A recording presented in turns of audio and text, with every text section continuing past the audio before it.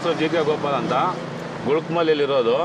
ಸುಮಾರು 2017ರಿಂದ doctor M ವೆಂಕಟಸ್ವಾಮಣ್ಣವ್ರ ಹತ್ರ ಹೋರಾಟ ಮಾಡ್ಕೊಂಡು ಬಂದೆ.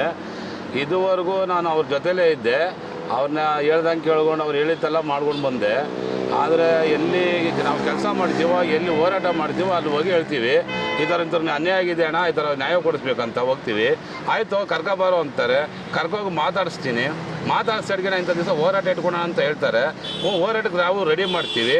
ಆ ಹೋರಾಟಕ್ಕೆ ಮುಂಚೆನೇ ಏನು ಕೊಡ್ತೀವಿ ಅಂತ, ಏನು ಇಸ್ಕೊಬರ್ತೀವಿ ಅಂತ ಹೇಳಿದ್ರೆ ನಾನು ಈಸ್ಕೊಂಡೋಗಿ ಕೊಡ್ತೀನಿ. ಇಲ್ಲ ಅಂತಾರೆ. ಪ್ರತಿಯೊಂದು ಹೋರಾಟಕ್ಕೂ ₹1,00,000 50,000 ಇಲ್ಲ ಲಕ್ಷ ಕೊಟ್ಟರೆ ಮಾತ್ರ ಹೋರಾಟಕ್ಕೆ ಬರ್ತಾರೆ, ಇಲ್ಲಾಂದ್ರೆ ಬರಲ್ಲ.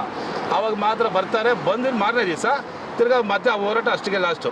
ತಿರ್ಗಾ ಅಣ್ಣ ಹಿಂಗೆ ಆಗೈತೆ ಬನ್ನಿ ಅಣ್ಣ, ಹಿಂಗೆ ಇದಾಗಿದೆ ಬನ್ನಿ ಅಣ್ಣ, ಇರಲಿರ ಆಮೇಲೆ ನೋಡೋಣ ಅಂತಾರೆ. ಅದು ಇದುವರೆಗೂ 4-5 ಇದ್ರ ಕಡೆಯಿಂದ ಇದುವರೆಗೂ ಕೇಸ್ಗಳು ಹಾಕಿ ನಡ್ಸ್ಕೊಬರ್ತಾ ಇದ್ದೀನಿ. ವೆಂಕಟಸ್ವಾಮಣ್ಣವ್ರು ನಂಗೆ ನ್ಯಾಯನೇ ಕೊಡಿಸಿಲ್ಲ. ನಾವು ಹೋಗಿ ಕೇಳಿದ್ವಿ, ಅಣ್ಣ ಈ ಥರ ಆಗ್ತಾಯಿದೆ, ನಾನು ಏನಣ್ಣ ನನ್ನ ಪರಿಸ್ಥಿತಿ ಏನಣ್ಣ, ನಾನು ಹಿಂಗೆಲ್ಲ ಮಾಡ್ಕೊಂಡಿದ್ದೀನಿ, ₹1,00,000 ಆಗ್ತಾಯಿದೆ ಅಣ್ಣ, ಆ ಕೋರ್ಟ್ಗೆ ಕೇಸ್ಗಳಿಗೆ ಹಾಕಿದ್ದೀನಿ, ನಿಮ್ಮವ್ರಿಗೆ ಅಷ್ಟು ದುಡ್ಡು ಕೊಟ್ಟಿದ್ದೀನಿ, ಯಾರೂ ನ್ಯಾಯ ಕೊಡಿಸಿಲ್ಲ. ಇನ್ನೇಂತ ಕಣ ನಾವು ಹಂಗಾರೆ ಕೋರ್ಟಲ್ಲಿ ಅಲಿಬೇಕಾ, ಹಂಗಾರೆ ಬಡವ್ರು ನ್ಯಾಯ ಕೊಡಿಸೋದಿಲ್ವಾ ಎಲ್ಲ ಕೇಳ್ಕೊಂಡೆ. ಇಲ್ಲ, ಅದುವರೆಗೂ ಇಲ್ಲ. ಬರ್ತಾರೆ, ಒಂದು ಹೋರಾಟ ಅಂತ ಮಾಡ್ತಾರೆ, ಇಲ್ಲಿ ಬರ್ತಾರೆ, ಒಳಗಡೆ ಮಿಂಗಲ್ ಆಗ್ತಾರೆ, ಬರ್ತಾರೆ, ಅವ್ರಿಗೆ ಕಾರ್ಗಳು ಬರ್ತವೆ. ನಾವು ಹಂಗೇ ಇರಬೇಕು. ಕರ್ಕೊಂಡು ಬಂದು ಅವ್ರು ಬಿಟ್ಟರೆ ಮಿಂಗಲ್ ಆಗ್ತಾರೆ, ದುಡ್ಡು ತಗೊಂಡು ಹೋಗ್ತಾರೆ. ಎಲ್ಲ ಇದರಲ್ಲೂ ಇದೇ ಥರ ಮಾಡಿ ಲಾಸ್ಟ್ಗೆ ನಮ್ಮನ್ನು ಮೂಲೆಯಲ್ಲಿ ಕುಂಡಿಸ್ಬಿಟ್ರು. ಇವತ್ತಿನ ದಿವಸ ನಾವು ಒಮ್ಮನ ವಿರುದ್ಧ ಬಂದು ಕಗ್ಲಿಪುರ ಪೊಲೀಸ್ ಸ್ಟೇಷನಲ್ಲಿ ಕಂಪ್ಲೇಂಟ್ ಕೊಡ್ತಾರೆ.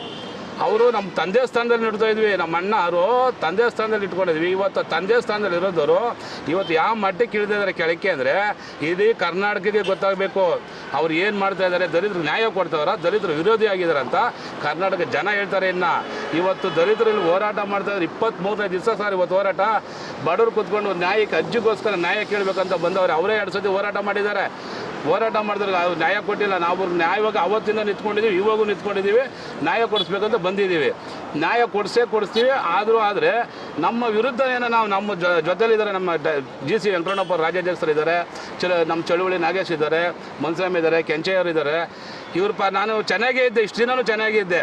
ಅವ್ರ ಮನೇಲಿ ಹೇಳ್ತಾರೆ, ಯಾರು ವಿರುದ್ಧ ಮಾತಾಡ್ತಾರೋ ಅವ್ರನ್ನ ಒಡೆದು ಬಿಸಾಕ್ರೋ ನಾನು ಇದ್ದೀನಿ ಅಂತಾರೆ. ಕೆಂಚಯ್ಯನ ಹೇಳಿದ್ರು ನನ್ನ ಕಣ್ಣು ಮುಂದೆ ಹೇಳ್ತಾರೆ, ಅವ್ರ ಮನೇಲಿ ಹೇಳ್ತಾರೆ, ಅವರೆಲ್ಲರೂ ಇದ್ದಾರೆ, ಎಲ್ಲರ ಮುಂದೆ ಕೆಂಚಯ್ಯನ ಹೊಡೆದು ಬಿಸಾಕ್ರೋ ನಾನು ಇದ್ದೀನಿ ಅಂತಾರೆ. ಹಂಗೆ ಹೇಳ್ತಾರೆ ನಾಗೇಶ್ ಅವ್ರು ಹೇಳ್ತಾರೆ, ನಾಗೇಶ್ನ ಹೊಡೆದು ಬಿಸಾಕ್ರಲ್ಲೇ ನಾನು ಇರ್ತೀನಿ ಅಂತಾರೆ. ಆ ಚಿಕ್ಕಬಳ್ಳಾಪುರ ವೆಂಕಟರಮಣಪ್ಪ ಅವ್ರ ವಿರುದ್ಧ ಹೇಳ್ತಾರೆ, ಅವನ್ನ ಅಲ್ಲೇ ಹೊಡೆದು ಬಿಸಾಕ್ರು, ಮಾಡ್ರು ನಾನಿದ್ದೀನಿ ಅಂತಾರೆ. ಎಷ್ಟು ಜನ ಮರ್ಡರ್ ಮಾಡಿಸಿರ್ಬೇಕು, ಎಷ್ಟು ಜನ ಕೊಲೆ ಮಾಡಿಸಿರ್ಬೇಕು. ಇವತ್ತು ಇವ್ರಿಗೆಲ್ಲ ಆಗಿದ್ದ ಕೆಲಸ ನನಗೂ ತಾನೇ ಆಗುತ್ತೆ. ಇದು ಏನೋ ಆ ಥರ ನನಗೆ ಹೆಚ್ಚು ಕಮ್ಮಿ ಆದರೆ ಇವತ್ತು ಕಗ್ಲಿಪುರ ಪೊಲೀಸ್ ಸ್ಟೇಷನ್ ಕಂಪ್ಲೇಂಟ್ ಕೊಟ್ಟಿದ್ದಾರಲ್ಲ, ನೇರ ಹೊಣೆ ವೆಂಕಟಸ್ವಾಮಿ ಅಣ್ಣವರು ಮತ್ತು ಯಾರು ನಮ್ಮ ಪಟಾಪಟ್ ಶ್ರೀನಿವಾಸು ಅದ್ರ ಜೊತೆಲಿ ಬಂದಿರೋಂಥ ಕಂಪ್ಲೇಂಟ್ದಾರರು ನೇರ ಹೊಣೆ ಆಗ್ತಾರೆ. ಆಶ್ರಮದವರು ನೇರ ಹೊಣೆ ಆಗ್ತಾರೆ. ನಾ ಇವತ್ತಿಂದ ಏನೇ ಹೆಚ್ಚು ಕಮ್ಮಿ ಏನೇ ತೊಂದರೆ ಆದರೂ ನೇರ ಹೊಣೆ ಡಾಕ್ಟರ್ ಎಂ ವೆಂಕಟಸ್ವಾಮಣ್ಣವರು ಮತ್ತು ನಮ್ಮ ಪಟಾಪಟ್ ಶ್ರೀನಿವಾಸು ಮತ್ತು ಆಶ್ರಮದ ಲೀಡ್ರುಗಳು ಇಲ್ಲಿ ಇದ್ದಾರಲ್ಲ, ಅಕ್ಕಪಕ್ಕ ಮೆಂಬರ್ಗಳು, ಚೇರ್ಮನ್ರುಗಳು ನೇರ ಹೊಣೆ. ಇವತ್ತು ಹೇಳ್ತಾ ಇದ್ದೀನಿ, ಡೈರೆಕ್ಟಾಗಿ ಹೇಳ್ತಾ ಇದ್ದೀನಿ, ನೇರ ಹೊಣೆ ಅವರೇ. ನನಗಿದೇ ಇವತ್ತೇ ಲಾಸ್ಟು. ಆದರೆ ಈ ಅಜ್ಜಿಗೆ ನ್ಯಾಯ ಕೊಡಿಸೋವರೆಗೂ ನಾವು ಇಲ್ಲಿ ಜಾಗ ಖಾಲಿ ಮಾಡಲ್ಲ, ಧರಣಿ ಸತ್ಯಾಗ್ರಹ ಮುಂದುವರಿಸ್ತೀವಿ. ಅಕಸ್ಮಾತ್ ನಾವೇನನ್ನ ಬಿಟ್ಟರೆ ನಮ್ಮ ಪ್ರಾಣ ಬಿಡ್ತೀವಿ ಹೊರತು ಅಜ್ಜಿಗೆ ಜಾಗ ಕೊಡಿಸೋವರೆಗೂ ನಾವು ಬಿಡಲ್ಲ, ಪೆಂಡಲು ತೆಗಿಯೋದಿಲ್ಲ. ಅವ್ರೇನೋ ಇಟ್ಕೊಂಡೋಗಿ ಮೊದಲು ಸಾಕ್ಷಿ ಇದೆಯಾ ಸಾರ್? ಚೆಕ್ಗಳು ಸಮೇತ ಕೊಟ್ಟಿದ್ದಾರೆ, ಅವ್ರ ಅಕೌಂಟ್ಗಳಿಗೆ ಚೆಕ್ಗಳು ಕೊಟ್ಟಿದ್ದಾರೆ. ಇಂತಿದ್ದರ ಚೆಕ್ಗಳು ಇದೆ ಅಂತ ನನಗೆ ಗೊತ್ತು. ಅವ್ರ ಆಶ್ರಮದಿಂದ ಯಾವ ಚೆಕ್ ಕಟ್ಟಿಲ್ಲ. ಆಶ್ರಮದಲ್ಲಿ ಇದ್ದಾರಲ್ಲ ಆ ಚೇಳಗಳು, ಅವ್ರ ಕಡೆಯಿಂದ ಚೆಕ್ಗಳು ಹೋಗಿದ್ದಾವೆ. ಆ ಚೆಕ್ಗಳು ಸಮೇತ ಬಂತು. ಇವತ್ತು ಫಾರ್ಚುನರ್ ಕಾರ್ ಹೆಂಗೆ ಬಂತು? ಫಾರ್ಚುನರ್ ಕಾರ್ ಎಲ್ಲಿಂದ ಬಂತು? ಅವರೇನು ಮನೆ ಮರದ್ರ, ಆಸ್ತಿ ಮರದ್ರ, ಎಲ್ಲಿಂದ ಸಂಪಾದನೆ ಮಾಡಿಬಿಟ್ರ? ಇದೇ ಆಶ್ರಮದ ದುಡ್ಡು, ಫಾರ್ಚುನರ್ ಕಾರ್ ಆಶ್ರಮದ ದುಡ್ಡು.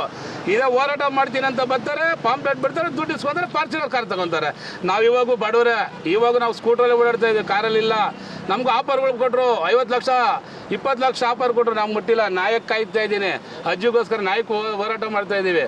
ಈ ಹೋರಾಟ ನಮಗೆ ಜಯ ಸಿಗೋವರೆಗೂ ಈ ಅಜ್ಜಿ ಪರವಾಗಿ ಇರ್ತೀವಿ. ಈ ಅಜ್ಜಿಗೆ ಭೂಮಿ ಕೊಡಿಸ್ಬೇಕು, ಇಲ್ಲ ನಾವು ಸಾವು ನೋಡಬೇಕು. ಮುಂದಿನ ಹೋರಾಟ ನಾವೇನಿಲ್ಲ ಸ್ವಾಮಿ. ಇವೆಲ್ಲ ನಮ್ಮ ಜನ ಬಂದಿದ್ದಾರೆ, ಲೀಡರ್ಗಳೆಲ್ಲ ಬಂದಿದ್ದಾರೆ, ದಲಿತ ವಿರೋಧಿಗಳಾಗಿದ್ದಾರೆ. ದಲಿತರೇ ವಿರೋಧಿಗಳು ಮಾಡಿ ಬಿಟ್ಟಿದ್ದಾರೆ ಆಶ್ರಮದ ಇವರು. ಅವ್ರನ್ನ ಎಂಜಲಕಾಸ್ಗೆ ಆಸೆ ಬಿಟ್ಬಿಟ್ಟು ಬಂದು ಈ ಪೆಂಡಲ್ನ ತೆಗಿಸ್ಲೇಬೇಕು ಅಂತ ಇವತ್ತು ಪಣ ತೊಟ್ಟಿದ್ದಾರೆ. ಪೊಲೀಸ್ ಕಂಪ್ಲೇಂಟ್ ಕೊಟ್ಟಿದ್ದಾರೆ. ಇವತ್ತು ಏನಾದರೂ ಮಾಡಿ ತೆಗಿಲೇಬೇಕಂತ. ಇದು ಕೈ ಇಕ್ಕಿದ್ರೆ ಇಲ್ಲ ಇಲ್ಲಿ ನಮ್ಮ ಹೆಣ ಬೀಳುತ್ತೆ, ಇಲ್ಲ ಅವರು ಇದಾಗುತ್ತಾರೆ. ಎರಡರಲ್ಲಿ ಯಾವ್ದಾರ ನೋಡ್ಬೇಕು ಸ್ವಾಮಿ, ಅಷ್ಟೇ ನಮ್ಗೆ ಗೊತ್ತಿರೋದು ನ್ಯಾಯ.